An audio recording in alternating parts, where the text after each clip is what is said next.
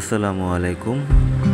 আপনারা যারা export quality এবং গুণগত মানসম্পন্ন T shirt, polo shirt, hoodie, trouser, sweep shirt যে কোনো নিট আইটেম তৈরি করতে চাচ্ছেন তারা আমাদের সাথে যোগাযোগ করতে পারেন।